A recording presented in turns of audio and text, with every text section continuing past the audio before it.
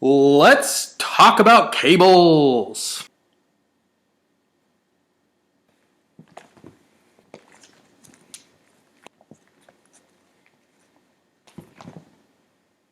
Okay, so one of the most annoying parts of being any instrument player besides an acoustic drummer or acoustic guitarist is cables cost money. You don't want to spend your money on cables.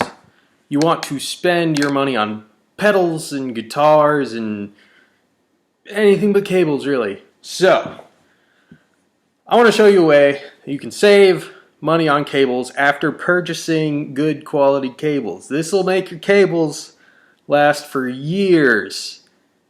And it's how to test and fix your own cables, because inevitably cables get tugged on or pulled or stepped on, or the jacks get pulled out, or anything really. It's two connections in here that are fragile enough that you can pull them apart if you abuse your cable. So, instead of when your cable goes bad, feeling terrible and spending your last 20 bucks on a cable instead of $20 worth of macaroni and cheese, I'm going to show you how to fix your cable. Alright, so let's dig into how to test your cables. You do not need a super expensive cable tester to test your cables at all. All you need is a multimeter, which every guitarist, anybody should have in their regular everyday household, do your general toolkit type of thing. So here I have my multimeter. Okay, so what you're going to want to do is set your multimeter to the ohms resistance stage of your multimeter. That's going to test the resistance, in other words, the continuity, in other words, if your cable is connected. Now, how to test your cables.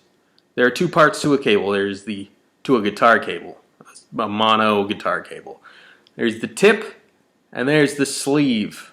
So, what you're going to do is you're going to grab your two ends of your cable. You're going to grab your two little prongs of the multimeter. And you are going to touch tip. And if you get a reading on your multimeter, it's connected. If you don't, it's disconnected.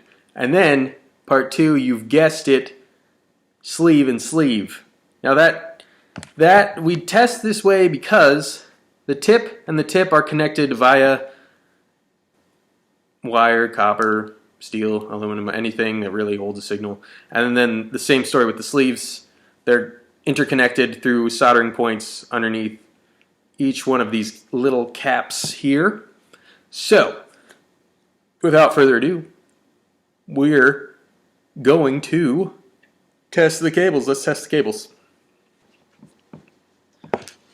Okay, so here we are. Multimeter is on. I've sent it to the lowest ohms resistance that I can.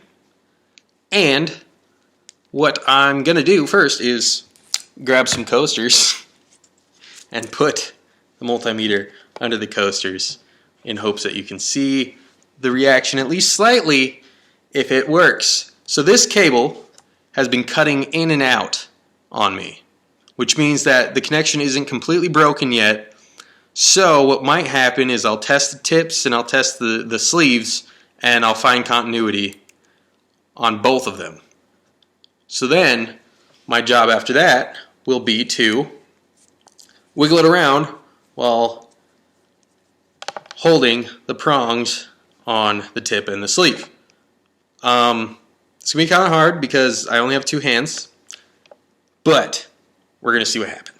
Tip to tip, and you see I got jack squat. Now we go sleeve to sleeve, and you see the multimeter changing. You're not going to find much resistance because a guitar signal is really 1 volt AC if you get too much resistance, you're not going to get any signal. But as you see when I touch it, the multimeter starts jumping around. Let's go back to the tip. Nothing.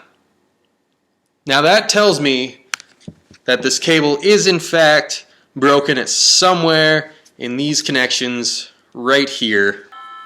I've got the little cap off, a little metal cap, just drifting down the cable. You can just let it drift down the cable. It's not going to go anywhere. Now, cutting off this thing can be done in many, many, many ways. What I like to do, take my trusty dusty folding knife of some sort, always keep it sharp.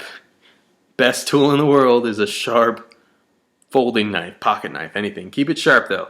And I just like to gently get behind and carve in. You cut down as far as you can get there, and then you get your fingernails, which you should probably cut at some point, behind it, and you just pull it down as good as you can. And what luck! The first side I tried is the side that's disconnected. The wire eventually does start, this yellow piece of the wire, and if you cut into that, well, I mean, there is some fixing it, but I'd much rather not do that. So, very carefully score your way down just a little bit more. With luck, you'll be able to split it the rest of the way down. As you can maybe not see, this black wire here is no longer connected to this prong here. You can see the gap expanding and contracting. So, what do we do now to fix this cable? Solder it, duh. I'm going to set up my soldering station. I'm going to try to get this wire stripped back just a little bit more, and then we're going to solder it back together. First step, get your soldering station warming up. I'm going to try to finagle my way in there and strip a bit of this wire back. So, we've got a bit of wire exposed here. I may want to clean it up a bit further. So I've got enough wire exposed. You don't need a lot of wire exposed. And what I like to do is just bend it around so the wire is touching. Let's get down to it. The soldering iron is probably hot enough. So what you're going to want to do is pre-funk it. By pre-funk, I mean you want a little solder on the tip. Now, when you go to get your solder, make sure not to buy solder that's too thick and hard to work with. I use some very nice medium size 44 rosin core solder. This is by Kester. You'll see it start smoking. You'll see some tin get on the tip. Get this together. Now I pre-tin the tip so that I don't have to use tin while I'm trying to get the initial connection. You see? And now we are connected. Now you could leave it like this if you want, but I don't like the soldering job I did. So I'm going to take my solder. I'm just going to add some more to beef up my connection here. Next step is to grab some electrical tape, wrap it around, or some heat shrink tube. Oh, you can't really use that because you can't get it over. We got it. Now, we've got our wire. It's fixed. You should probably test it before you wrap in electrical tape, but I'm arrogant. You don't need a ton of wraps, just enough to get your connection covered. Once you get down the cable a bit, then you can rip it.